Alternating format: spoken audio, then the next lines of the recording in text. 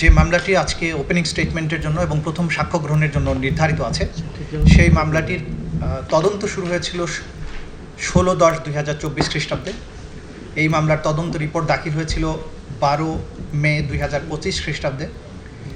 এই মামলার অপরাধ আমলে গ্রহণ করা হয়েছিল 1/6 মানে 1 জুন 2025 খ্রিস্টাব্দে। আনুষ্ঠানিক অভিযোগ চার্জ ফ্রেম করা হয়েছিল 10/7/2025 তারিখে এবং আজকে এই মামলাটির ওপেনিং স্টেটমেন্টের জন্য আছে, যেটা ইন্টারন্যাশনাল ক্রাইমস ট্রাইব্যুনালস অ্যাক্ট 1973 এর 10D ধারা মতে আমাদের একটা আইনি বাধ্যবাধকতা এই ওপেনিং স্টেটমেন্ট এই ডিসঅনারেবল ট্রাইব্যুনালের সামনে প্লেস করার জন্য। মানে আমি আমার ওপেনিং স্টেটমেন্টটা আমি ট্রাইব্যুনালের সামনে প্লেস করছি। মাননীয় ট্রাইব্যুনাল, আমি আজ এই মর্যাদাপূর্ণ ট্রাইব্যুনালের সম্মুখে দাঁড়িয়েছি একজন চিফ প্রসিকিউটর এবং রাষ্ট্রপক্ষের প্রধান আইনজীবী হিসেবে। বাংলাদেশের জনগণের পক্ষে কথা বলার গুরু দায়িত্ব আমার প্রতি অর্পিত হয়েছে। এই দায়িত্বে আমি কেবল আইনের সীমারেখায় নয়, নৈতিকতার দায়বদ্ধতায় পরিচালিত, যেখানে আমার কর্তব্য হলো ভুক্তভোগীদের উপর সংগঠিত অপরাধের বিবরণ তুলে ধরা এবং যে মহান উদ্দেশ্যে জুলাই বিপ্লব সংগঠিত হয়েছে তা রক্ষা করা। এই দায়িত্ব পালনে আমাকে সাহায্য করেছেন একদল নিবেদিত প্রাণ প্রসিকিউটর এবং তদন্তকারীরা, এবং আমাদের শক্তি জুগিয়েছেন সেই সব ভুক্তভোগীরা এবং তাদের পরিবারবর্গ। আজ আমরা সেই সব তথ্য প্রমাণ এই মহান আদালতে তুলে ধরব, যেগুলো প্রমাণ করবে যে এই ঘটনাগুলো কোনো বিশৃঙ্খলার অন্ধকারে নয়, বরং পরিকল্পিতভাবে এবং সুনির্দিষ্ট লক্ষ্যে সংগঠিত হয়েছিল, যা আমাদের স্বপ্নগুলোকে ছিন্ন ভিন্ন করেছে, অগণিত প্রাণ কেড়ে নিয়েছে এবং এমন এক ক্ষত তৈরি করেছে যার প্রতিচ্ছবি প্রজন্মের পর প্রজন্ম ধরে দৃশ্যমান হবে। বিচার চলাকালে আমরা প্রমাণ করব যে আসামিরা তাদের কার্যকলাপের মাধ্যমে এমন ভয়াবহ অপরাধ সংগঠিত করেছে যা বিশ্ব বিবেককে নাড়া দিয়েছে। আমাদের গুরু দায়িত্ব হলো এই অপরাধের জবাবদিহিতা নিশ্চিত করা এবং আগামী প্রজন্মের জন্য ন্যায়ভিত্তিক এক নিরাপদ ভবিষ্যৎ রচনা করা। এই ট্রাইব্যুনাল বিশেষত এই বিচার প্রক্রিয়া কেবল একটি আইনি বিরোধ নিষ্পত্তির মধ্যেই সীমাবদ্ধ নয়, এটি ধারণ করছে ন্যায় বিচারের জন্য এক জাতির আকাঙ্ক্ষা, পদদলিত অধিকার পুনঃপ্রতিষ্ঠার প্রত্যাশা এবং গোটা বিশ্বকে দেখিয়ে দেওয়ার দায়িত্ব যে বাংলাদেশ আইনের শাসন প্রতিষ্ঠায় বদ্ধপরিকর। আমরা আজ এমন এক বিচারের সূচনায় দাঁড়িয়ে আছি যা অত্যন্ত গুরুতর এবং ঐতিহাসিকভাবে তাৎপর্যপূর্ণ। এটি এমন একটি মামলা যা আমাদের জাতির বিবেক ও বিশ্ব মানবতার মনে প্রজন্মের পর প্রজন্ম ধরে অনুরণিত হবে। 3 জন আসামির বিরুদ্ধে এই বিচার অতীতের হিসাব নিকাশ নয়, বরং ন্যায় বিচার, আইনের শাসন, মৌলিক মানবাধিকার সুরক্ষার প্রতি আমাদের সম্মিলিত অঙ্গীকার রক্ষার এক দৃপ্ত পদক্ষেপ। আজ এই আদালত বসেছে সাবেক স্বৈরশাসক শেখ হাসিনার শাসনামলে সংগঠিত সবচেয়ে ভয়াবহ অপরাধগুলোর বিচার করতে। কোনো ব্যক্তি যত উঁচু পদে আসীন হন না কেন, কিংবা তার ছায়া যতই দীর্ঘ হোক না কেন, সে আইনের ঊর্ধ্বে নয়। আজ আমরা এই ট্রাইব্যুনালের কাছে নিবেদন করছি যেন দোষীদের সঠিক জবাবদিহিতা নিশ্চিত করা হয় এবং বিচার ব্যবস্থার প্রতি জনগণের আস্থা পুনরুদ্ধার করা হয় এবং গোটা বিশ্বকে এই বার্তা দেওয়া হয় যে অপরাধীরা যত বড়ই হোক তার জন্য বিন্দুমাত্র ছাড় থাকবে না। ইংল্যান্ড এবং ওয়েলসের সাবেক লর্ড চিফ জাস্টিস বিংহাম একবার অত্যন্ত স্পষ্টভাবে বলেছিলেন, "The rule of law is not merely a lawyer's convenience. It is the foundation of a civilized society. It means, in short, that everything must be done according to law. Nothing can be done except according to law." আসামির অনুপস্থিতিতে বিচার মানেই ন্যায় বিচার বঞ্চিত হওয়া নয়। এই ট্রাইব্যুনালের কার্যধারায় 2 জন আসামির অনুপস্থিতিতে বিচার কোনোভাবেই অপরাধীর জবাবদিহিতা নিশ্চিত করার জন্য বাধা হতে পারে না এবং হবে না। আমরা ইতিমধ্যে এই একজন স্টেট ডিফেন্স লয়ার নিয়োগ দিয়েছে 2 জন পলাতক আসামির জন্য। এই ট্রাইব্যুনাল দিয়েছেন। এই ট্রাইব্যুনাল আইন অনুযায়ী রায় প্রদানের পূর্ণ ক্ষমতা রাখে। 2 জন আসামি আদালতের ক্ষমতার কাছে আত্মসমর্পণ না করে বারবার অনুপস্থিত আছেন। স্পষ্টভাবে বলা প্রয়োজন, আসামিদের ইচ্ছাকৃত পলায়ন কিংবা কোনো বিদেশি রাষ্ট্রের নিষ্ক্রিয়তা এই ট্রাইব্যুনালের সত্য অনুসন্ধান এবং ন্যায় বিচার নিশ্চিতের গুরু দায়িত্ব পালনকে বাধাগ্রস্ত করতে পারবে না। ন্যায় বিচারের হাত দীর্ঘ, অনুপস্থিতি বা উদাসীনতা তাকে আটকাতে পারে না। ন্যায় বিচার নিশ্চিত করার অত্যাবশ্যকীয়তা। একটি সভ্য সমাজের মূল পরিচয় হলো যে সমাজের ন্যায় বিচার থাকবে, দুষ্টের দমন এবং শিষ্টের পালনের ব্যবস্থা থাকবে। আমরা দৃঢ়ভাবে প্রতিশ্রুতিবদ্ধ যে আসামিদের অধিকার সম্পূর্ণভাবে রক্ষা করা হবে এবং এই প্রক্রিয়ার প্রতিটি ধাপ জনসাধারণের জন্য উন্মুক্ত থাকবে। এর মধ্য দিয়ে আমরা প্রমাণ করব যে বাংলাদেশের ন্যায় বিচার প্রতিষ্ঠার স্পৃহা একটি জীবন্ত অঙ্গীকার যা প্রজন্মের পর প্রজন্ম ধরে চলমান থাকবে। এই ট্রাইব্যুনাল হোক আমাদের সম্মিলিত প্রতিজ্ঞার স্মারক। বিচারের ঐতিহাসিক গুরুত্ব। আমাদের জাতির আইন ও নৈতিকতার ইতিহাসে এই মামলা অভূতপূর্ব। এখানে অভিযোগকৃত অপরাধগুলো কোনো দূর অতীতের যুদ্ধের বিশৃঙ্খলায় বা সমাজের আইনহীন বিশৃঙ্খল প্রান্তরে ঘটেনি, বরং ঘটেছে আমাদের গণতন্ত্রের কেন্দ্রস্থলে, জনসমাগমে এবং জনপথগুলোতে, যেখানে জাতির তরুণেরা আশা, বিবেক ও ন্যায়সঙ্গত ও অন্তর্ভুক্তিমূলক ভবিষ্যতের দাবিতে সমবেত হয়েছিল।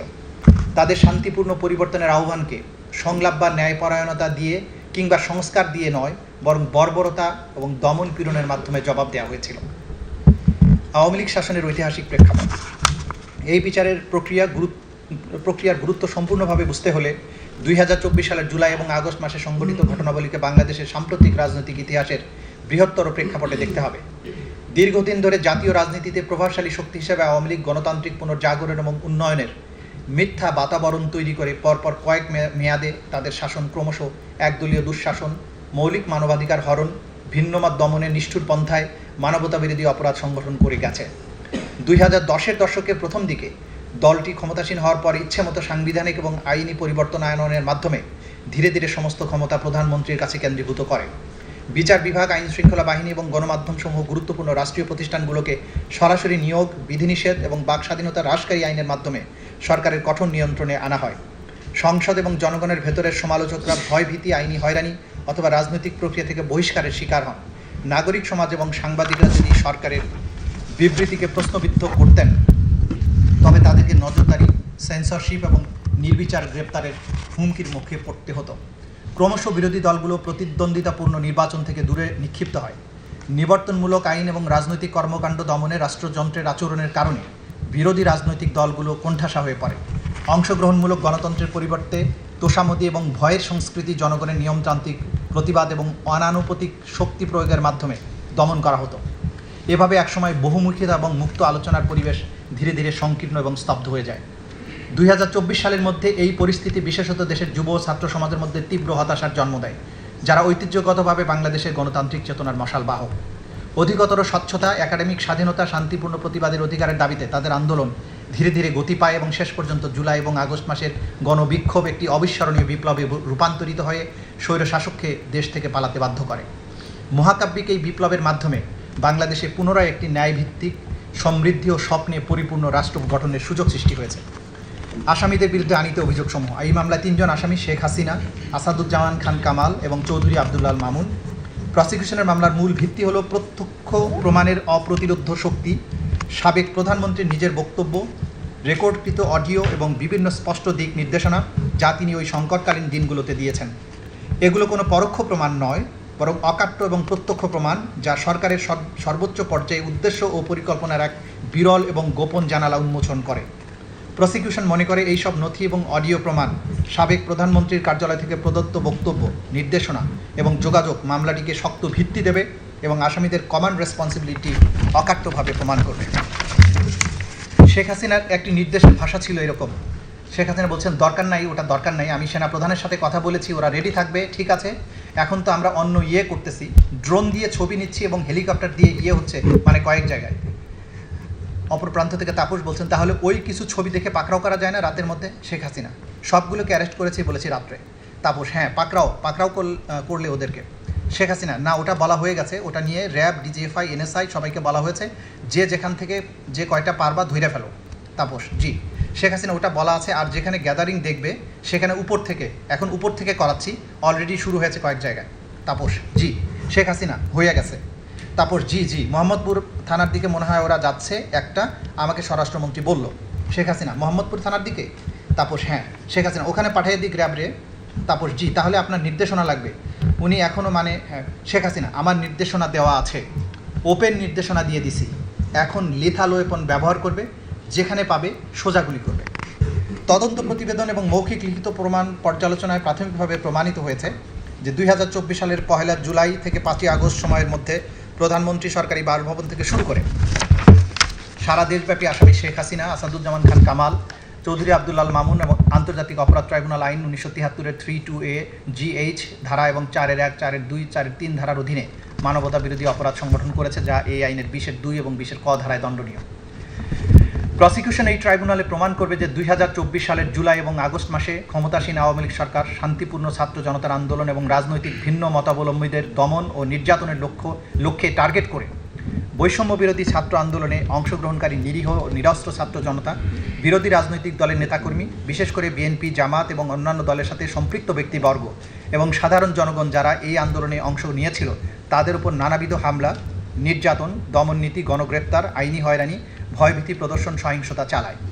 আন্দোলনের সমর্থক চিকিৎসক, আইনজীবী, সাংবাদিক, মানবাধিকার কর্মী, শিক্ষাবিদ, অনলাইন সমালোচক, সাধারণ নাগরিকরাও এই দমন, পীড়ন এবং গ্রেপ্তার ও হয়রানির শিকার হন। আওয়ামী লীগ শাসনামলে রাষ্ট্রীয় নিরাপত্তা ও গোয়েন্দা সংস্থার সহযোগিতায় একটি সমন্বিত প্রাতিষ্ঠানিক দমননীতি গড়ে তোলা হয়। সেনাবাহিনীর গোয়েন্দা অধিদপ্তর ডিজিএফআই, জাতীয় নিরাপত্তা গোয়েন্দা সংস্থা NSI, counter terrorism and transnational crime CTTC, special branch SB এবং পুলিশের গোয়েন্দারা অত্যাধুনিক তথ্য প্রযুক্তি ব্যবহার করে নিয়মিত নজরদারি চালাত। বিরোধী মত ও প্রতিবাদ দমন করার কৌশলের হয়ে তারা একটি বিশেষ নজরদারি সংস্থা national telecommunication and monitoring centre NTMC গঠন করে।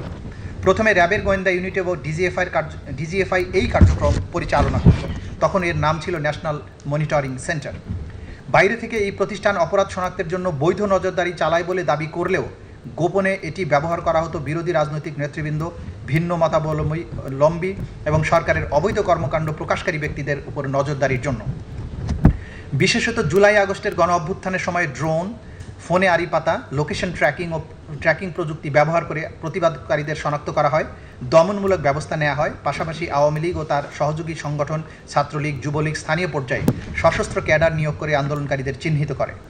এসব গোয়েন্দা তথ্যের ভিত্তিতে আইনশৃঙ্খলা বাহিনী, বিশেষ করে পুলিশ ও র্যাব, দমন অভিযান, গ্রেপ্তার, সহিংস হামলা চালায়। এইসব কর্মসূচি সরাসরি তৎকালীন ফ্যাসিবাদী প্রধানমন্ত্রী শেখ হাসিনার সরাসরি নির্দেশ এবং তখনকার সড়ক পরিবহন ও সেতু মন্ত্রী ওবায়দুল কাদের, স্বরাষ্ট্রমন্ত্রী আসাদুজ্জামান খান কামাল, তৎকালীন আইজিপি চৌধুরী আব্দুল আল মামুন এবং অন্যান্য রাজনৈতিক নেতা, প্রশাসনিক কর্মকর্তা, তাদের অধীনস্থ কর্মকর্তা এবং নিরাপত্তা বাহিনীর মাধ্যমে কার্যকর করা হয়। তৎকালীন আওয়ামী লীগ সরকার রাষ্ট্রযন্ত্রের পূর্ণ শক্তি ব্যবহার করে শান্তিপূর্ণ আন্দোলনের বিরুদ্ধে নজিরবিহীন দমন অভিযান চালায়। Police, RAB, APBN, answer, BGB এবং সীমিতভাবে সশস্ত্র বাহিনীর সদস্যরা বিরোধীদের দমন করতে নিয়োগ দেওয়া হয়। এর পাশাপাশি ডিজিএফআই, এনএসআই, এসবি, সিটিটিসি, গোয়েন্দা শাখা, সোয়াত ইউনিটকে সাধারণ ছাত্র, সাধারণ মানুষের বিরুদ্ধে ব্যাপক সহিংসতা সংঘটিত করার জন্য মোতায়েন করা হয়। আওয়ামী লীগের সহযোগী সংগঠন, বিশেষত ছাত্রলীগ ও যুবলীগের সশস্ত্র ক্যাডাররা এই দমন অভিযানে সক্রিয়ভাবে অংশ নেয়, যা সহিংসতা ও রাষ্ট্রীয় সন্ত্রাস আরও তীব্র করে তোলে। 2024 সালের 1 জুলাই থেকে 15 আগস্ট পর্যন্ত সময়ে রাষ্ট্রীয় নিরাপত্তা বাহিনী এবং শাসক দলের সশস্ত্র ক্যাডারদের হাতে 15 আগস্ট, 5 আগস্ট হবে, শাসক দলের সশস্ত্র ক্যাডারদের হাতে আনুমানিক 1400-এর বেশি মানুষ নিহত হয়। নিহতদের মধ্যে প্রায় 12 থেকে 13% ছিল শিশু। নিরাপত্তা বাহিনী নির্বিচার মারাত্মক ও কম মারাত্মক উভয় ধরনের অস্ত্র ব্যবহার করে। সামরিক মানের রাইফেল, শটগান, গুলি, রাবার বুলেট, টিয়ার গ্যাস, কিছু কিছু এলাকায় হেলিকপ্টার থেকে গুলি চালানো এবং নিরস্ত্র আন্দোলনকারীদের সরাসরি হত্যা করার রিপোর্ট পাওয়া যায়। হাজারো আন্দোলনকারী পথচারী সংগঠকদের বিনা পরোয়ানায় গ্রেপ্তার করা হয়, যাদের মধ্যে শিশু, নারী ও স্বাস্থ্যকর্মীরাও ছিল। শুধু 17 জুলাই থেকে 29 জুলাইয়ের মধ্যে 10,000-এর বেশি গ্রেপ্তারের রিপোর্ট পাওয়া গেছে। গণহারে আটক ব্যক্তিদের উপর এই নির্যাতন, যৌন সহিংসতার অভিযোগ ব্যাপকভাবে পাওয়া গেছে। ডিজিএফআই, ডিবি সহ গোয়েন্দা সংস্থাগুলো ছাত্রনেতাদের গুম করার সঙ্গে জড়িত ছিল বলে অভিযোগ রয়েছে। আহত আন্দোলনকারীদের হাসপাতাল থেকে জোরপূর্বক আটক করা হয়, চিকিৎসকদের ভয়ভীতি দেখানো হয়, সিসিটিভি ফুটেজ জব্দ করে চিকিৎসা কার্যক্রম ব্যাহত করা হয়। নারী আন্দোলনকারীদের ধর্ষণের হুমকি, শারীরিক নিপীড়ন, সামাজিক হেনস্থার শিকার হতে হয়। এই ঘটনাগুলোর সঠিক তদন্ত শুরু করার পরিবর্তে সরকার নিরাপত্তা বাহিনীকে দায়মুক্তি দেয়। মানবাধিকার সংস্থা হিউম্যান রাইটস ওয়াচ অন্যান্য সংস্থার পর্যবেক্ষণ অনুযায়ী আওয়ামী লীগ সরকার, আইনশৃঙ্খলা বাহিনী এবং তাদের সহযোগী সংগঠন কর্তৃক পরিচালিত এই সমন্বিত দমন অভিযান আন্তর্জাতিক মানবাধিকার আইনের সুস্পষ্ট লঙ্ঘন এবং মানবতা বিরোধী অপরাধের শামিল।